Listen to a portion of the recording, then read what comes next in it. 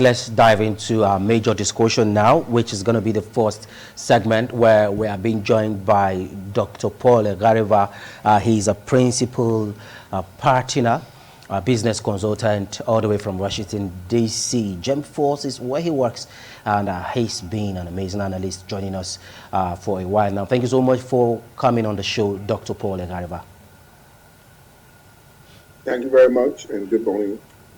All right, let's go straight now. Now, there are speculations and assertions from some quarters that the Tinubu's administration, most of his policies, they aren't people-friendly. World Bank has been on the neck of the presidency or the administration in particular, that some of the policies so far have not really impacted on the people. Now let's look at the budget, overview of the budget. What are your expectations as a business consultant? Thank you again.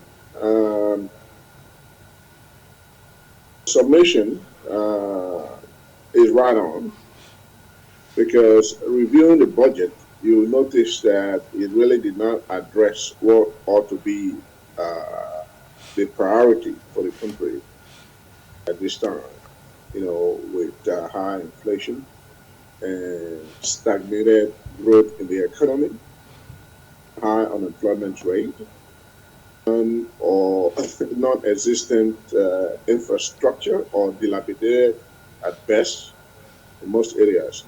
So these are the things that ought to be prioritized, coming in with a new administration and with a focus to sort of take care of all of these challenges. So the budget, the very first budget, I say, does not meet the mark. Oh, okay, now let's now look at some of the critical areas. Now, considering the current economic climate, what strategies do you recommend for effective fiscal management?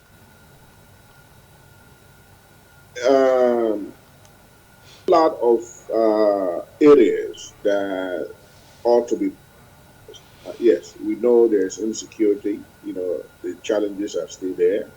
So that has to be care of, to grow the economy, to initiate policies that will really address that. A country that depends solely on oil, main source of revenue, is ought to be focusing on diversifying revenue sources. Alone cannot Nigeria needs? Is this sustainable? You need to address other areas that we can cultivate to generate revenue. So, ought to be a priority in this budget. Many countries have developed their economy from an agrarian perspective. That's the low-hanging fruit, something that can be easily achieved, and that's not prioritized in this budget. Infrastructure, the road network does not exist, you can practically say that. Through Edo State is a major hub within parts of the country. It's impossible. A commute from Benin to Ekbo, several hours, if not days. I'm trying to go through Auchi to us. The government ought to be looking at all of these areas and put a plan in place. Them in, immediately, not even waiting one day to do that. Look at this budget. Does it prioritize those projects? No, it does not prioritize it. Neither has it been addressed.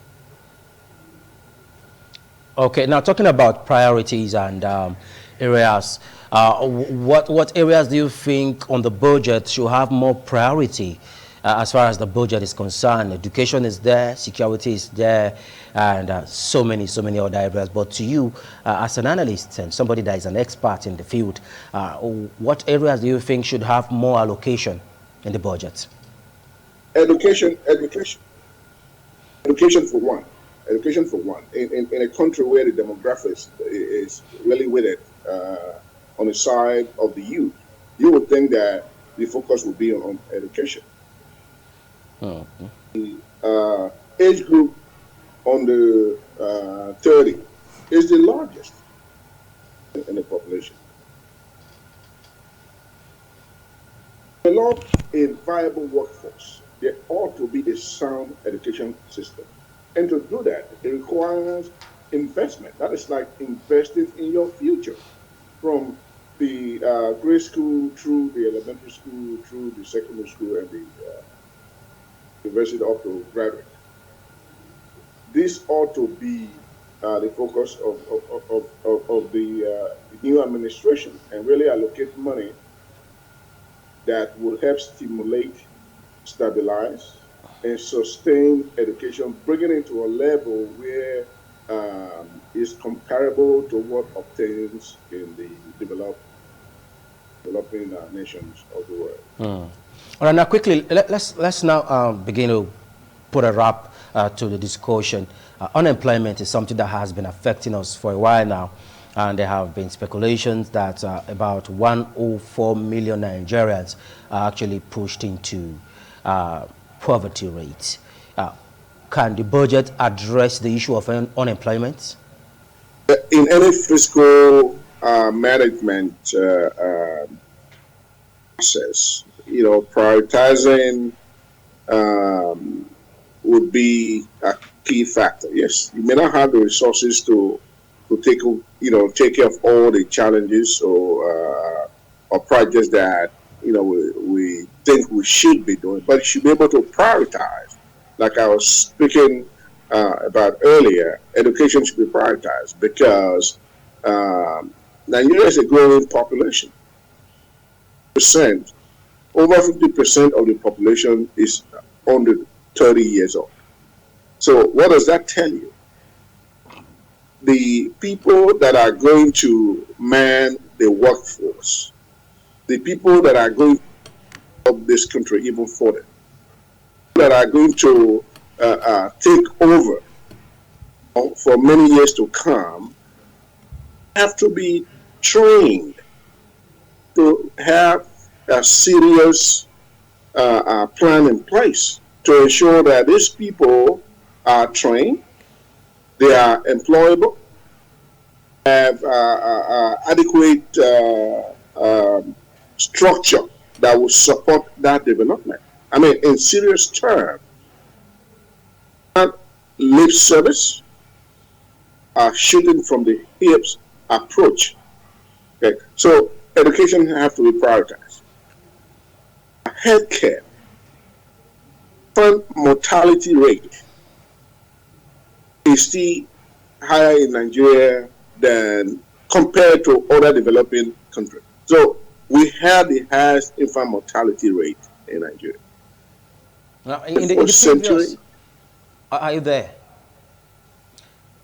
In the previous administration, we had cases where some persons in the government of the former administration actually came out to apologize that they were given portfolio that they couldn't handle. And former president actually apologized to Nigerians that he knew that he didn't really deliver optimally to them. And now bringing it now to the administration of Bola Ahmed Tinubu, the Commander-in-Chief of Armed Forces. How can his administration ensure we have transparent and accountable budget execution, as we begin to call it a wrap now, Doctor?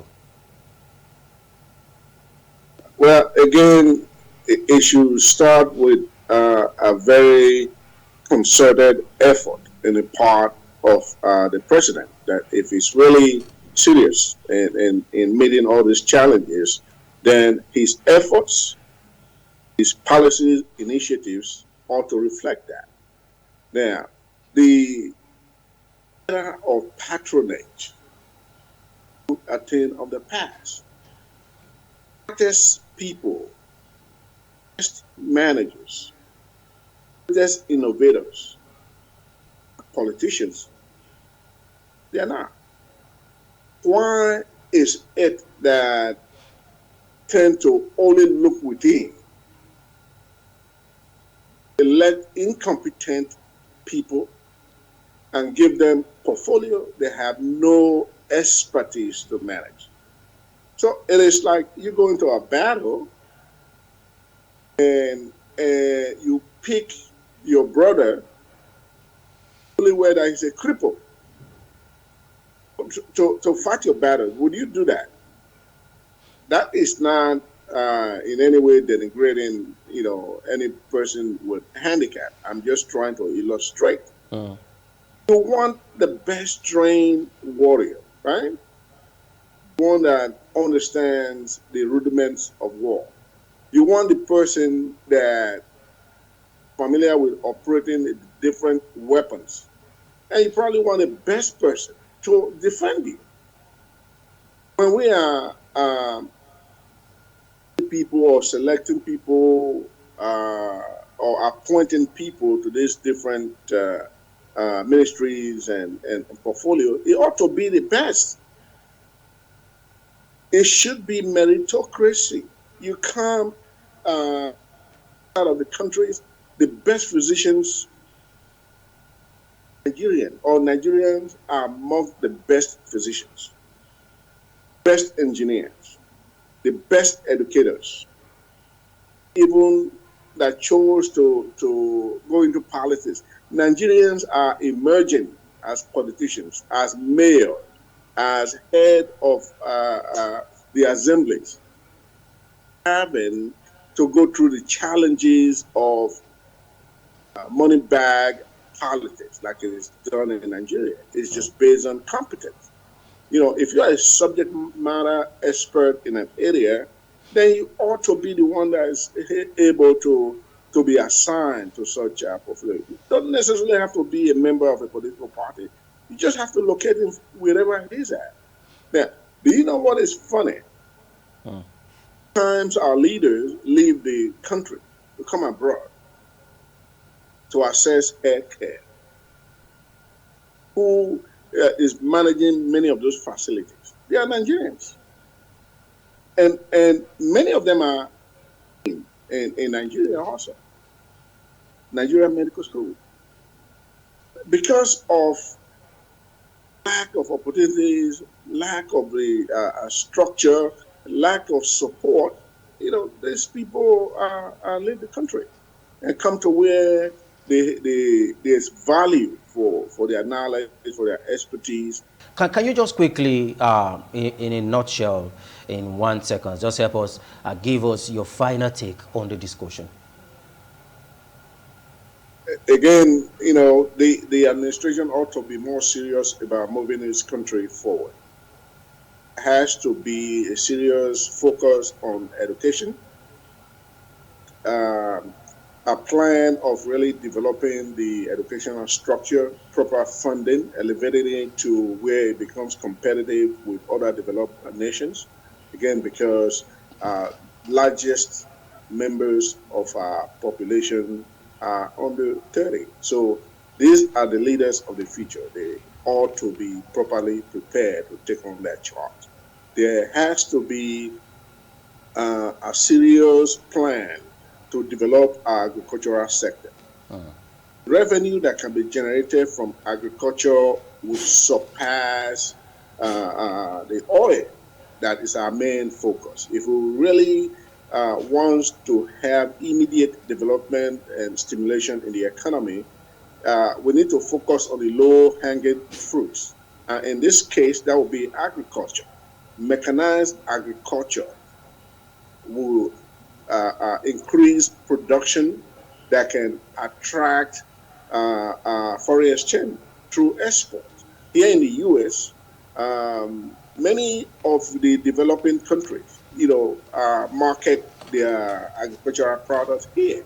We get a lot of our vegetable, for instance, from Mexico and other South American countries. Okay. Why can Nigeria for participating in this market. We have arable land and vast land that can really be cultivated if this was to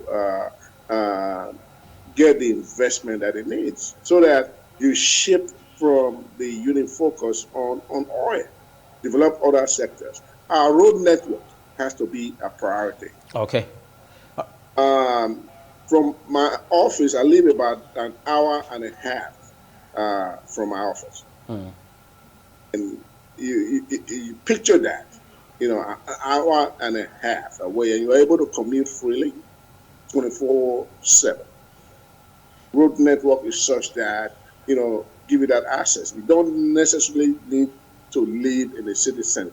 You could live in Ekboma, for instance, while you work in Benin, if the road network is there to make that possible. Okay, thank you so much, Dr. Paul. Things that should be prioritized. Okay, thank you so much, Dr. Paul. I think in our next discussion, I would like to see how we can uplift some of these good amenities you have there, to see how to replicate same here in Nigeria, as we have people in office who actually go there to have a good time and return back to Nigeria to struggle and manage with what we have here that is not really working. It's always a delight having you, Dr. Paul Egareba, for joining us on the show. Thank you very much for the invitation.